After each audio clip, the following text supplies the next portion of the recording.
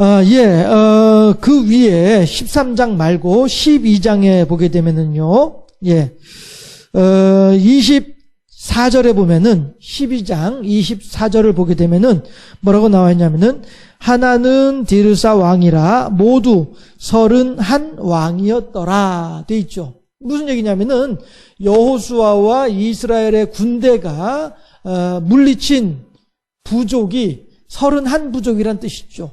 각 부족들마다 다스리는 왕들이 있었으니까, 그래서 31명의 왕을 쳐서 물리쳤다라고 하는 이야기고요. 31명의 왕을 이겼으면은, 물리쳤으면은 31부족, 31지파의 땅을 차지했다라고 하는 뜻이 되는 것이죠.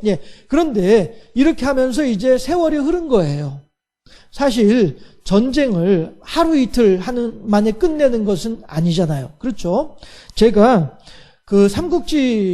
제가 자주 삼국지 언급하네요. 그러고 보니까 삼국지를 읽으면서 참 황망했던 것 중에 하나가 뭐였냐면요, 여전히 그 이야기 속에서는 유비, 관우, 장비, 제갈량, 조조, 그 다음에 조자룡 뭐 이런 사람들이 다 여전히 활발한 사람들이고, 황계, 황충 뭐 이런 사람들 다들 뭐 열심히 그냥 전쟁하고 싸우고 이렇게 한 사람들인데도 불구하고 어느새 나이 많아 늙어 죽더라는 거예요.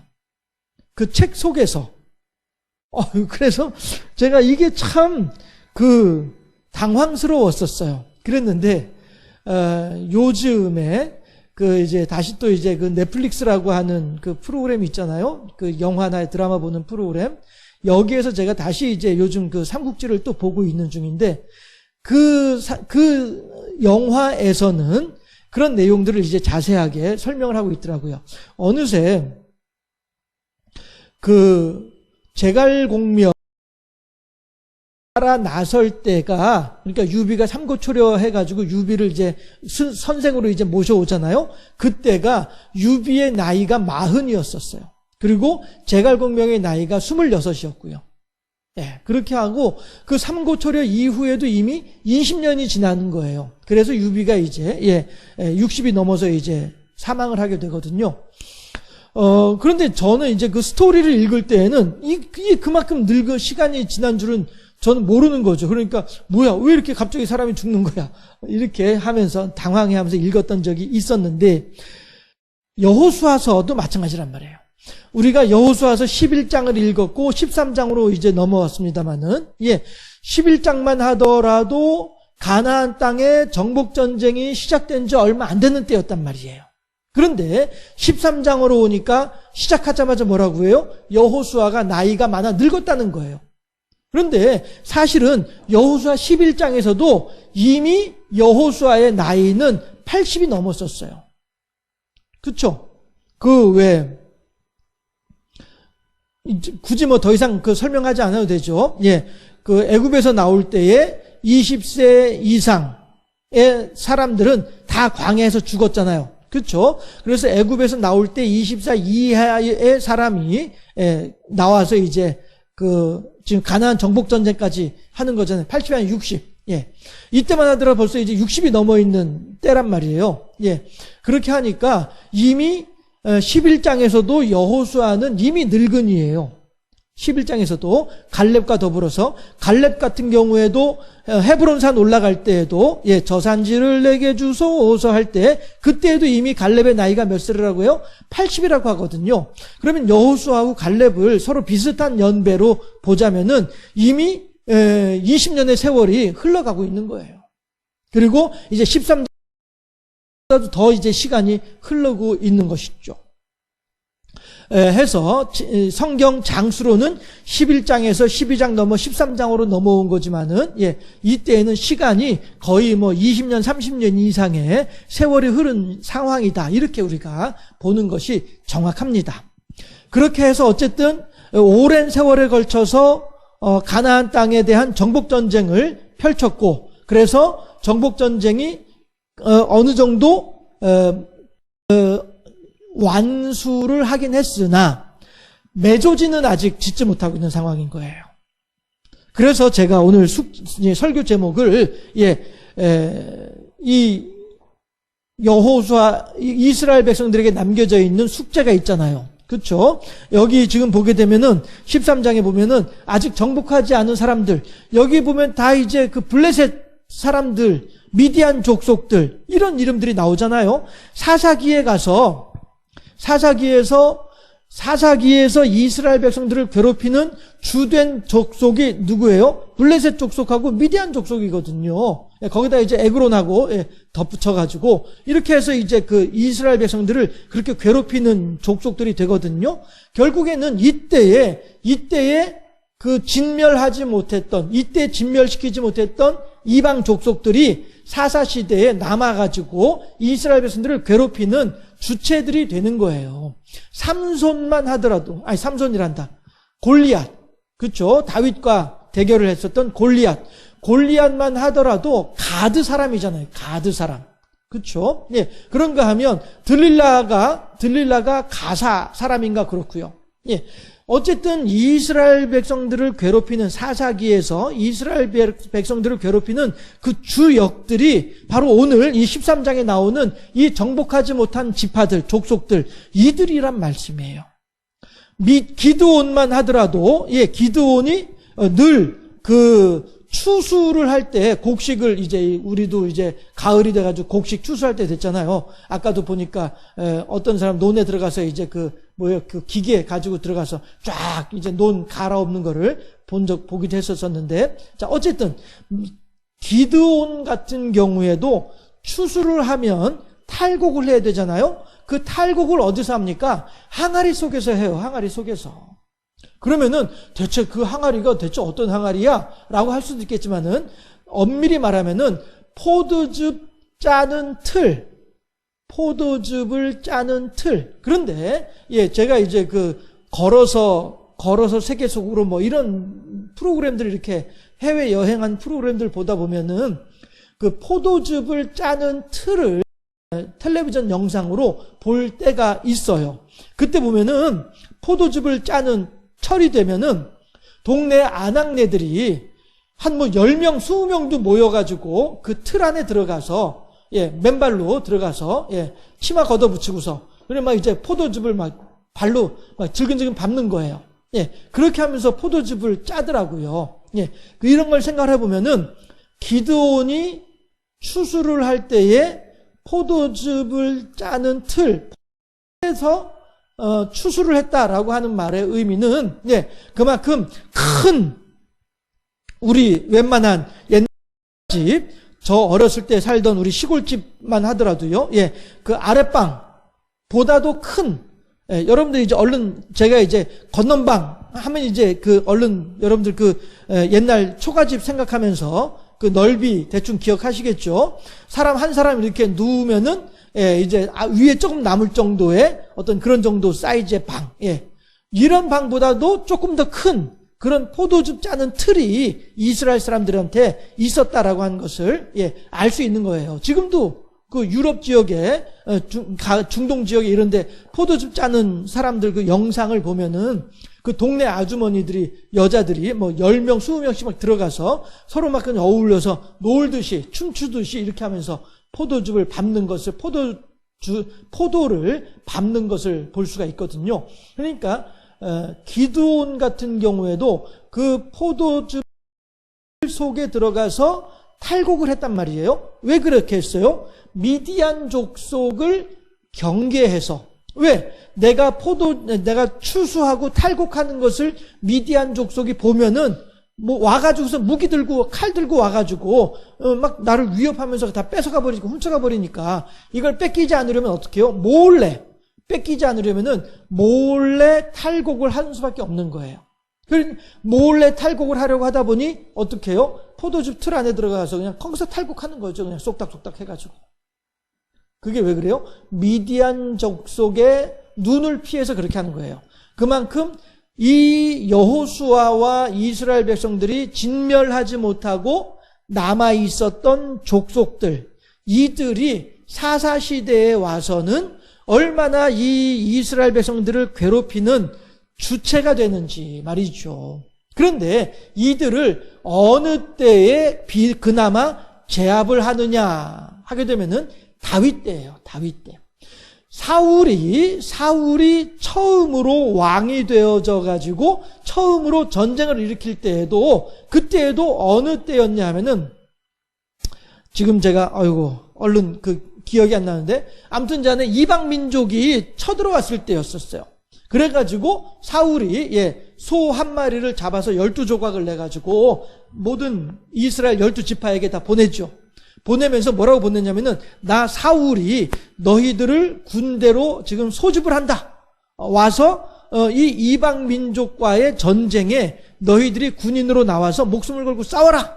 만약에 너희들 중에 내 명령, 왕으로서 이제 왕이 돼가지고 첫 번째 전국에 내리는 명령이 그 명령이었단 말이에요. 해서 너희들이 나를 왕하지 않고 내 말에 순종하지 않아서 전쟁터에 나오지 않게 되면은 너희 족속 자체를 이 고깃덩이와 같이 만들어버리겠다. 이렇게 반협박을 하죠. 그렇게 하면서 이제 백성들을 군대로 징집하는 이런 일도 있거든요. 왜 그렇습니까? 거기에는 사울 임금이 그렇게 과격하게 명령을 내리는 데에는 두 가지 이유가 있어요. 첫째는 사울 자신에게 문제가 있어요. 두 번째는 12지파에게 문제가 있어요. 해서 사울 자신에게 있는 문제는 뭐냐 하면은 자존감이 낮은 사람이에요.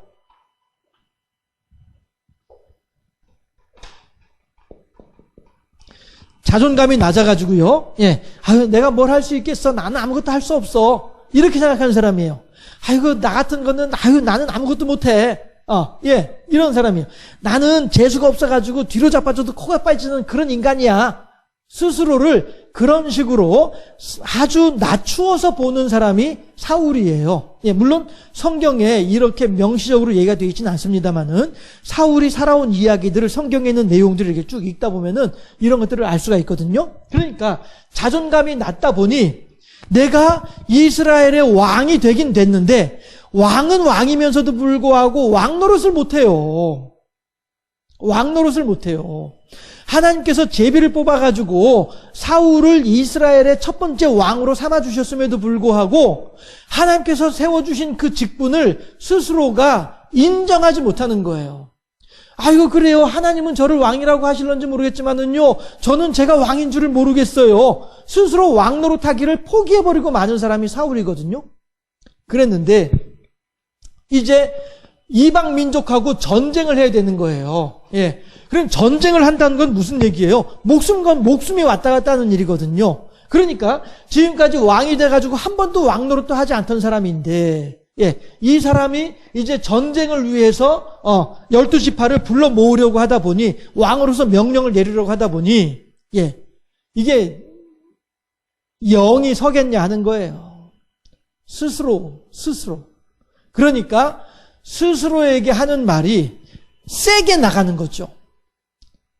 이 사울 임금이 소 한 마리를 12조각을 내가지고 각 지파에다 보내면서 너희들이 내 말 안 들으면은 이 고깃덩이처럼 만들어버릴 거야! 라고 이렇게 협박 아닌 협박을 하는 이유는 뭐냐 하면 자기 스스로에게 하는 굳은 결단인 거예요. 그래. 나는 이스라엘의 왕이야. 나는 왕인데 왕 같지도 않고 이거 아우 이렇게 하는데 이제 전쟁이 터진 거란 말이에요. 그러니까 나는 이제 더 이상 도망갈 방법이 없어요. 그러니까 나는 왕이야 하고 소리 지르는 거나 마찬가지예요. 왜 동네 골목 싸움 할 때에도, 지난주에도 그런 말씀 드렸습니다마는, 내가 쟤랑 싸워서 이길 수 있을까? 지면 어떻게 하지? 이런 겁을 먹은 애들이 도리어 더 큰 소리 내거든요.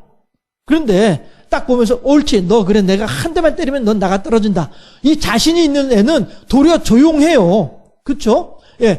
내가 지면 어떻게 하지? 내가 얻어터지면 어떻게 하지? 이게 두려웠고 이게 불안한 사람이, 이런 애들이 더 크게 소리치는 거예요. 너 이 자식 말이야, 너 이리 와, 너 까불고 하지만은 이건 다 뭐예요? 허세예요, 허세. 사울도 지금 그런 허세를 부리고 있는 거예요. 그런가 하면 지파에게서 또 12지파에게 또 어떤 문제가 있냐면은요. 베냐민 지파예요. 베냐민 지파. 베냐민 집하면은 야곱 12아들 가운데 막내예요, 막내.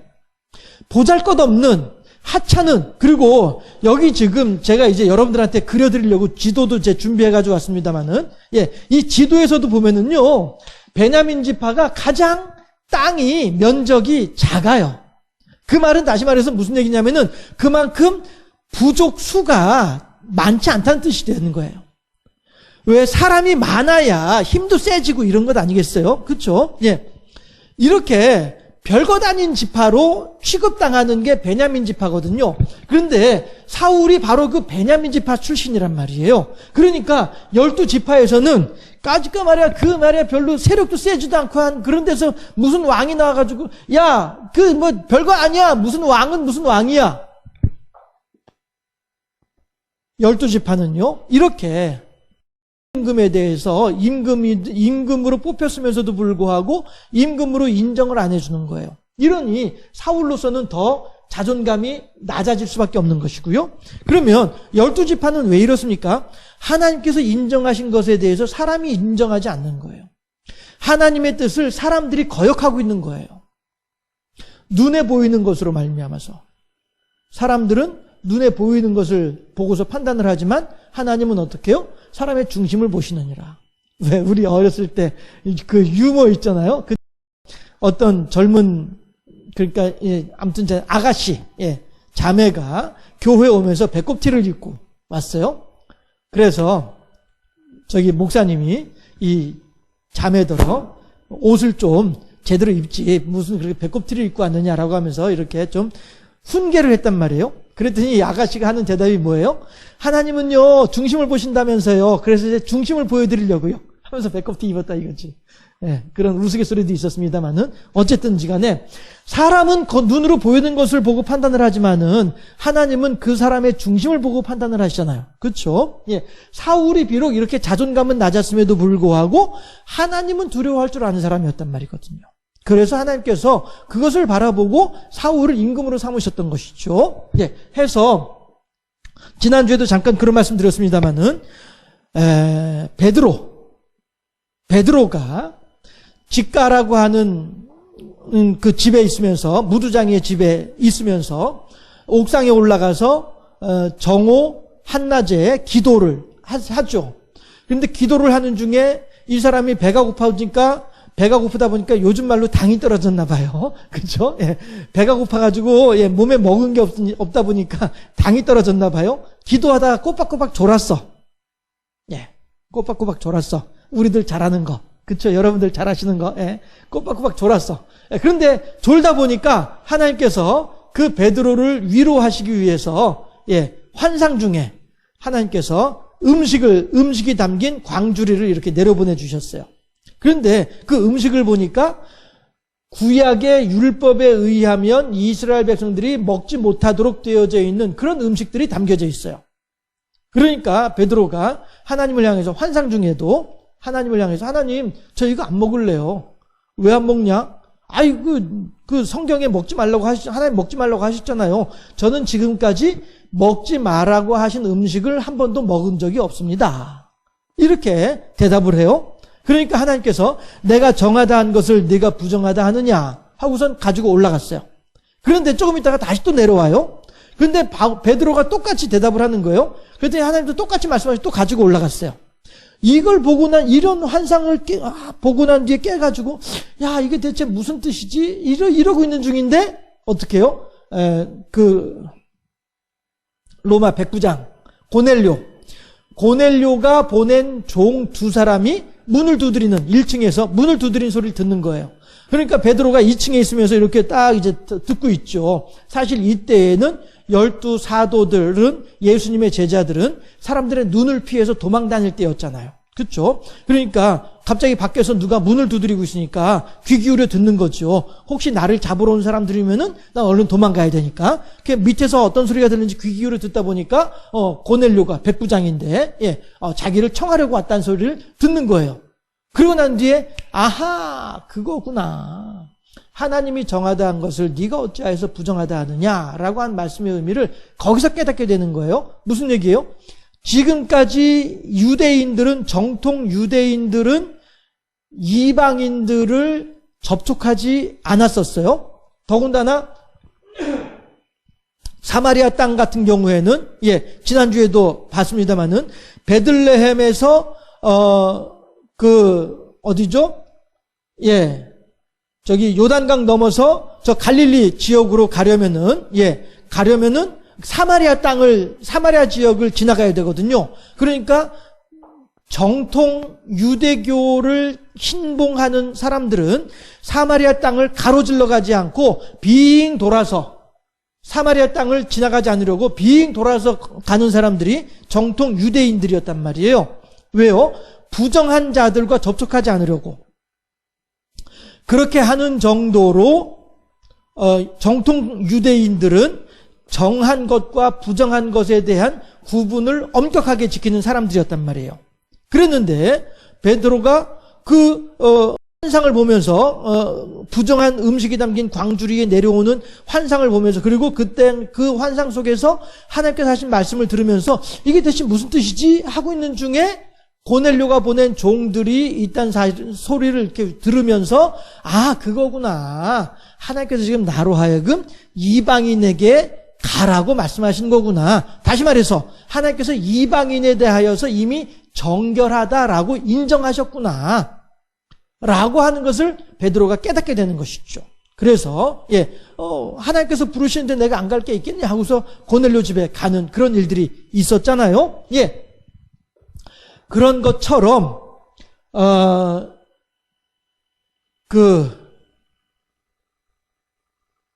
이 12지파들은 하나님께서 인정하신 사울에 대해서 12지파들은 인정하지 못하고 있는 거예요. 마치 베드로가 하나님더러 광주리에 담긴 음식을 보면서 하나님께서 먹으라고 하시는데도 불구하고 하나님 저 안 먹을 거예요 하는 거나 똑같이 이런 일들 때문에 사울이 그렇게 이제 전쟁을 치르게 됐습니다만은 어쨌든 지금 여호수아 13장에서 진멸하지 못하고 남아있는 이방인들, 이 이방인들이 어느 때까지? 다윗이 왕이 될 때까지 그렇게 이스라엘 백성들을 괴롭히는 그러한 주체들로서 가시 역할을 하더라라고 하는 거예요. 그런데 왜 제가 다윗 때까지라고 하냐면요, 다윗이라고 하는 사람은요, 이스라엘 사람들의 역사 속에서 지금도 이렇게 표현을 해볼까요? 우리나라 사람들한테서 우리나라의 역대 임금들 중에 가장 좋아하는 임금이 누구예요? 라고 하면은 10중 7, 8은 세종대왕을 얘기한다. 10중 7, 8? 아무튼 제가 오래전에 한번 그런 뉴스를 본 적이 있었는데요. 우리나라의 조상들 중에 가장 존경하는 인물이 누구냐라고 했을 때에 세종대왕이 첫 번째, 그 다음이 이순신 장군, 그 다음에 안중근 의사였던가 이렇게 나왔던 그 기사를 제가 본 적이 있었거든요. 우리나라 사람들이 가장 존경하는 역사적인 인물, 그 중에 첫 번째가 세종대왕이더라, 두 번째가 이순신 장군이더라 라고 하는 거예요. 그만큼 그분들이 우리나라의 역사 속에서 끼쳤던 영향력이 그만큼 크고 또한 후손들인 우리들도 그들의 업적을 그렇게 높이 평가하고 있다라고 하는 뜻이지 않겠습니까? 마찬가지로 이스라엘 사람들한테도 당신네들 역사적인 인물 가운데 가장 존경하는 사람이 누구예요? 라고 하게 되면 이스라엘 사람들도 첫 번째로 다윗을 꼽는다는 거예요. 물론 그에 대한 정확한 어떤 자료나 그것이 있는 것은 아니지만은 이스라엘 사람들이 지금도 이스라엘 사람들이 추구하는 것은 뭐냐면은 시오니즘이라고 하는 것을 지금도 추구하고 있거든요. 이 시오니즘, 그리고 이스라엘 사람들의 국기가 뭐로 돼 있어요? 다윗별이에요. 다윗별 두 개를 합쳐 놓은 것이 이스라엘의 국기예요. 요렇게 해서 이게 삼각형 두 개를 합쳐 놓은 이게 다윗별이라고 이제 얘기를 하거든요. 그래서 이스라엘의 국기를 다윗별로 만들고 그 다음에 시오니즘이 뭐냐면은 시온을 꿈꾸는 사람들이란 뜻이에요. 시온을 꿈꾸는 것. 그럼 시온이 뭡니까? 다윗이 왕궁을 차린 곳, 왕궁을 설치한 곳, 이곳이 시온이잖아요. 예. 해서 우리들도 마찬가지로 영적인 시온을 찾아가는 순례자들이 우리들이란 말이에요. 해서 지금도 이스라엘 백성들의 이스라엘 나라 사람들한테는 이만큼 다윗이라고 하는 사람이 중요한 인물로 자리매김하고 있어요. 그런데 어떻게 이 일이 가능했느냐 하게 되면 다윗은 이게 이제 우리들의 숙제이기도 한 거예요. 제가 오늘 설교 제목을 우리들의 숙제, 성도의 숙제라고 했잖아요. 남겨진 족속들이. 그런데 다윗이라고 하는 사람은 결국 주변에 있는 여러 이방 지파들, 사람들까지도 다 다윗 앞에 무릎을 꿇게 만들었던 사람이 다윗이란 말이에요. 사울 임금에 대해서는 이방 민족들이 대적을 했으나, 야, 사울, 니까짓 게 뭐라고 하면서 말이야, 이렇게 하면서 말이죠. 같이 막 대들어 싸우고 이렇게 했으나, 그 사울 임금을 만만하게 보던 이방인들이 또 사사시대에도 이스라엘 백성들을 발가락에 때만도 못하게 이렇게, 쉽게 표현을 해가지고 그렇게 하찮은 존재로 여겼다는 거예요. 이방인들이 이스라엘 백성들을 그렇게 하찮은 존재로 여기던 사람들이었으나, 다윗이 임금이 되어져서 남왕국과 북왕국의 통일 왕국의 왕이 되어졌을 때에는, 그때에는 어느 이방 족속들도 다윗 앞에서 감히 고개를 빳빳이 쳐드는 일이 없었더라. 그리고 모두가 다 다윗의 지휘 아래 들어와서 다윗을 나의 임금으로 모시는 이런 일들이 있게 되더라 라고 하는 거예요.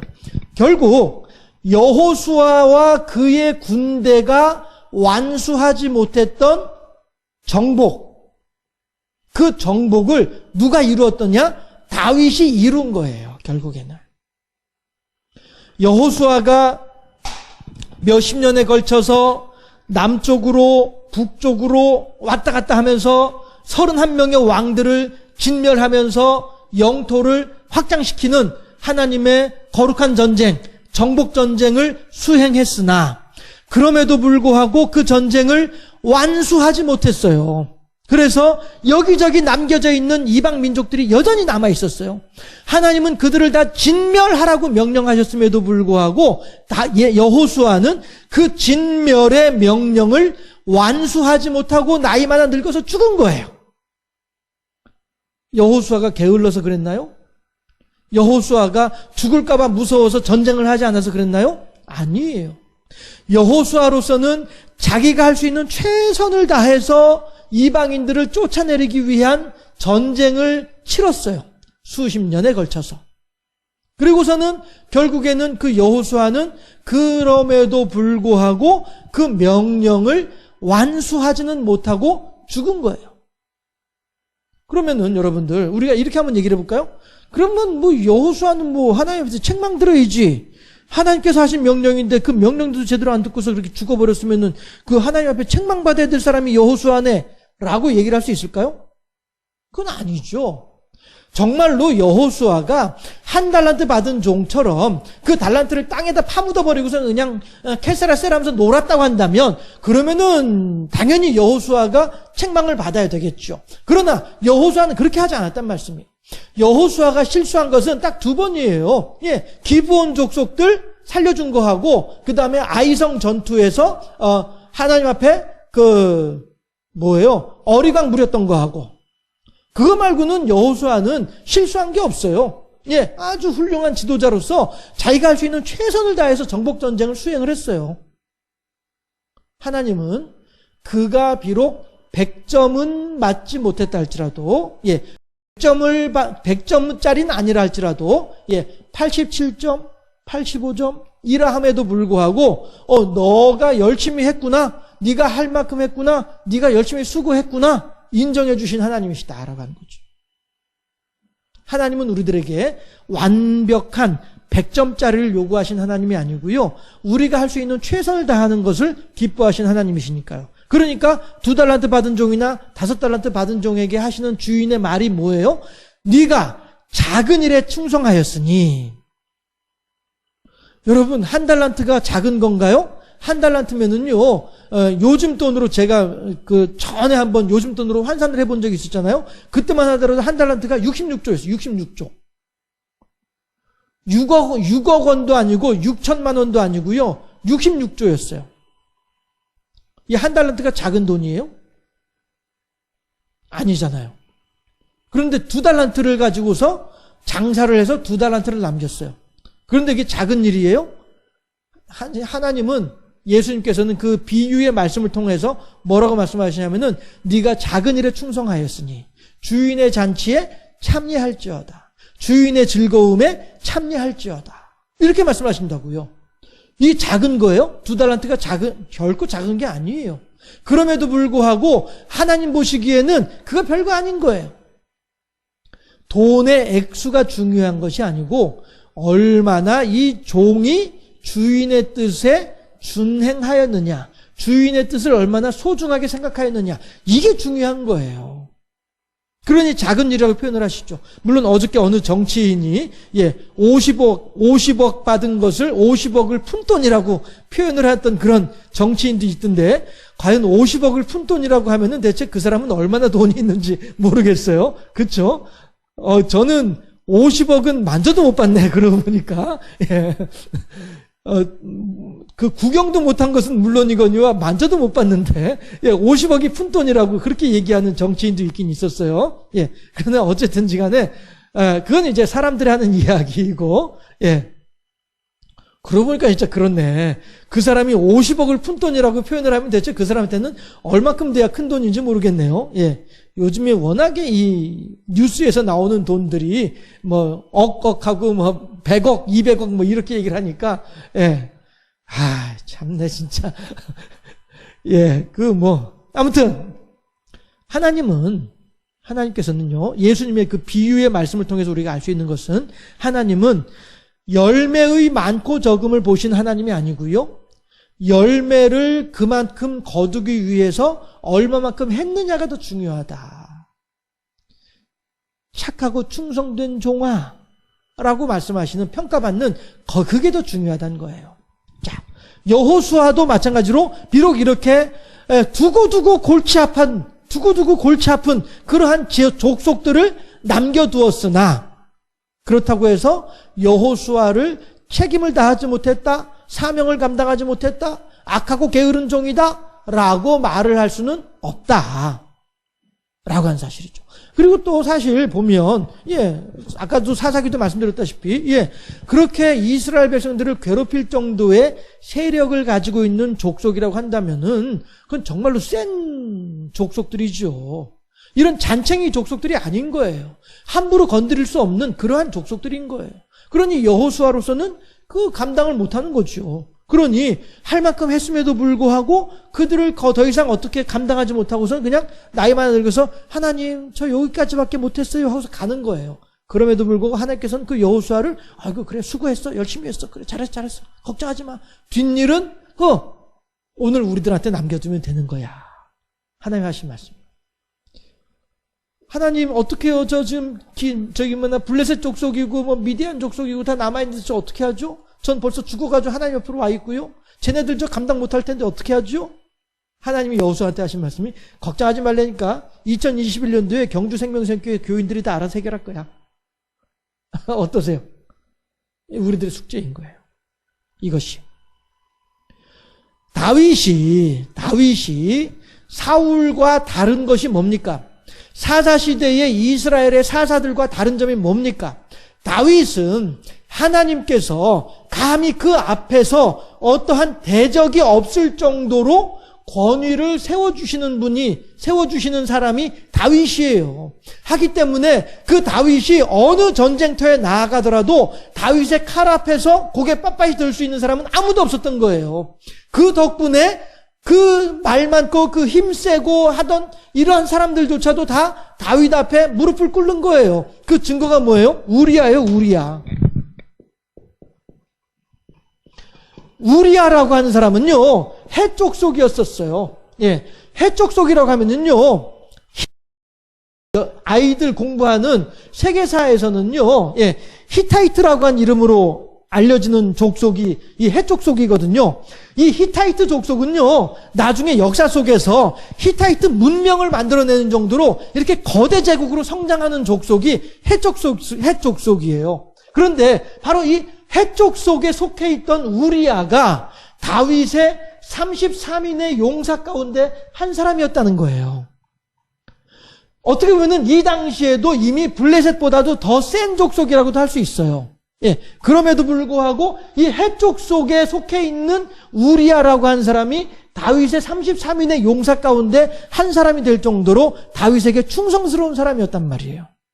이러니 결국에는 이 헷 족속과 그 밑에 있는 잔챙이 족속들은 다 어떻게 해요? 예, 33인 족속에 33인 용사에 들지도 못할 정도로 그렇게 하찮은 보잘것없는 그런 이 사람들이란 말이죠. 이 왜 그래요? 하나님께서 그만큼 다윗을 강하게 만들어주셨기 때문에 그런 거예요. 그래서 우리들도 마찬가지로 우리들 주변에 정복하지 못한 이방 족속들이 있는 것처럼 우리들 주변에도 그렇게 늘 마귀가 우리들 주변에 이렇게 포진해 있어요. 그래서 어느 때든지 우리들의 옆구리를 푹푹 찌르면서 우리들로 하여금 힘들게 만들고 우리들을 어렵게 만들고 우리들을 괴롭게 만드는 일들이 얼마든지 있을 수가 있어요.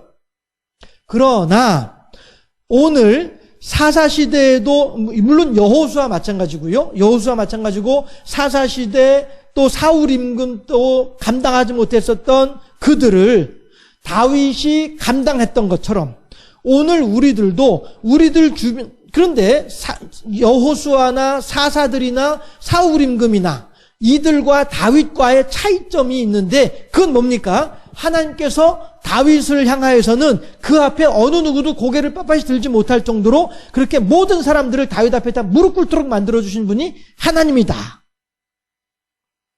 마찬가지로 오늘 우리들도 우리가 성령에 충만하여지고 내가 어찌하든지 여호와 제일주의 신앙으로 살아가겠노라라고 하는 그런 굳은 결단을 하게 되면 내 주변에 그 산재해 있는 마귀들, 그렇죠?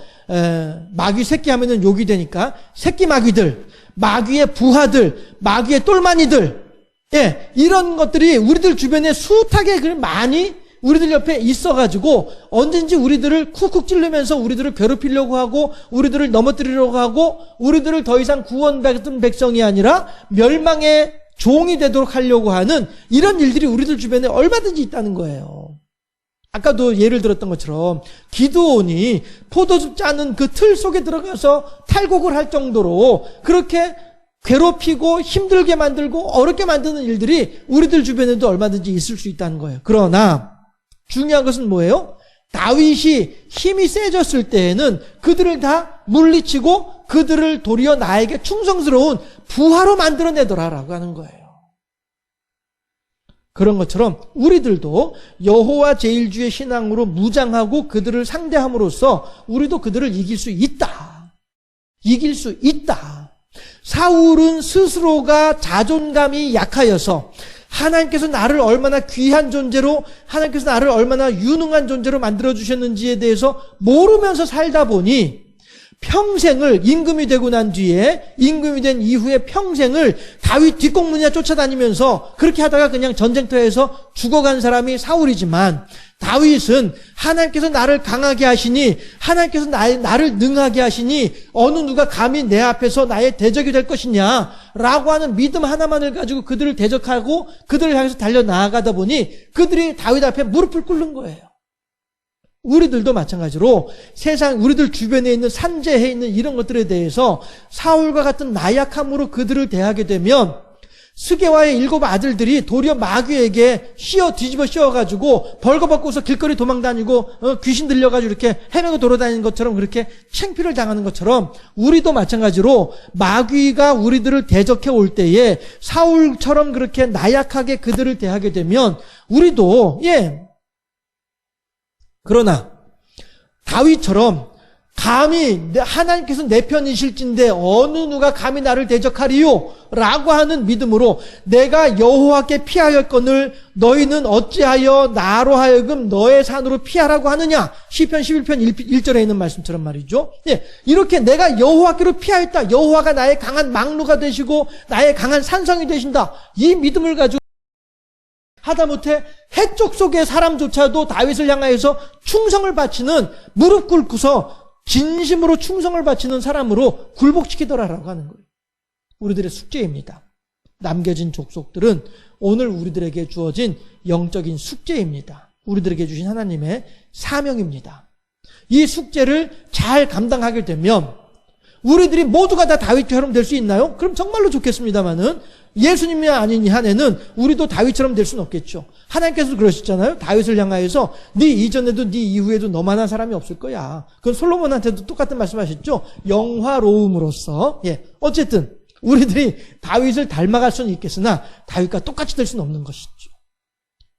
그러나 우리들은 얼마든지 여호수아처럼은 할 수 있어요.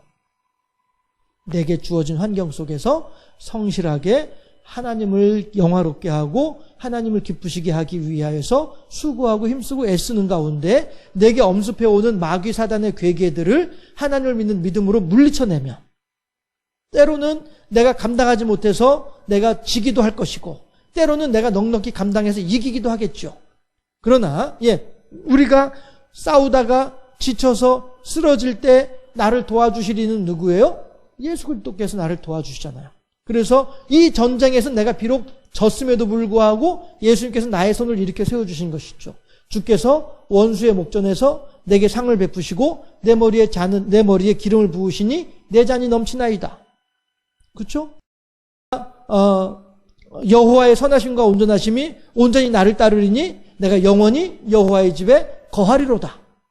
예, 우리들이 그러한 믿음으로 하나님을 경배하고 하나님을 섬기면서 하나님께 영광 돌려드리면서 오늘 주어진 하루분의 나의 영적인 싸움, 이 싸움을 싸워서 때로는 이기기도 하고 때로는 지기도 하고 여호수아처럼요. 그러나 끝내 하나님의 이름으로 승리해야 할 수 있는, 그래서 하나님께서 우리들에게 맡겨주신 숙제들을 잘 감당해서 착하고 충성된 종아 네가 작은 일에 충성하였으니 주인의 즐거움에 참여할지어다. 시온의 즐거움에, 시온의 기쁨에 함께 동참하는 복된 하나님의 사람이 되어질 수 있기를 주님의 이름으로 축원합니다. 기도하겠습니다.